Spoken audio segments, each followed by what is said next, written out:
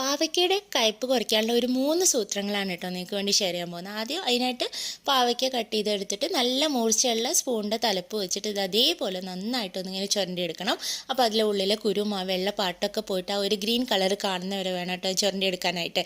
അതിനുശേഷം ഇത് കൂട്ടാനാണോ അല്ലെങ്കിൽ തോരനാണോ ആ ഒരു വലുപ്പത്തിൽ നുറുക്കിയെടുത്തതിന് ശേഷം ഫസ്റ്റ് മെത്തേഡ് ചെയ്യാൻ പോകുന്നത് എന്ന് പറഞ്ഞാൽ ആദ്യം കുറച്ച് ഉപ്പ് ചേർക്കുക, പിന്നെ അതിലേക്ക് 1 ടീസ്പൂൺ വിനാഗിരി ചേർത്തിളക്കി അരമണിക്കൂർ മാറ്റി വെച്ച് കഴിഞ്ഞാൽ അതിലത്തെ നീരൊക്കെ ഇങ്ങനെ ഇറങ്ങി വരും.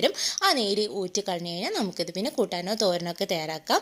ഇനി രണ്ടാമത്തെ മെത്തേഡ് എന്ന് പറഞ്ഞു കഴിഞ്ഞിട്ടുണ്ടെങ്കിൽ അതിലേക്ക് ഒരു നുള്ളു ഉപ്പും കുറച്ച് മഞ്ഞൾപ്പൊടിയും ചേർത്ത് നന്നായിട്ട് ഇളക്കിയതിന് ശേഷം ഒരു അരമണിക്കൂർ മാറ്റി വെച്ച് കഴിഞ്ഞാലും അതിലത്തെ കയ്പ്പ് ഒന്ന് കുറഞ്ഞു കിട്ടും കേട്ടോ. ഇതിന് ശേഷം നമുക്കിനി കൂട്ടാനോ തോരനോ എന്ത് വേണമെങ്കിലും തയ്യാറാക്കാം. മൂന്നാമത്തെ മെത്തേഡ് എന്ന് പറഞ്ഞു കഴിഞ്ഞാൽ ഇതിലേക്ക് കുറച്ച് പുളി കലക്കിയ വെള്ളം ഒഴിച്ചു കൊടുത്തിട്ട് ഒരു അരമണിക്കൂർ മാറ്റി വയ്ക്കുക. അതിനുശേഷം ആ പുളി വെള്ളം മാറ്റിയിട്ട് കുറച്ച് നല്ല വെള്ളം കൊണ്ട് നന്നായിട്ട് കഴുകിയെടുക്കുക. ഇതാണ് മൂന്നാമത്തെ രീതി.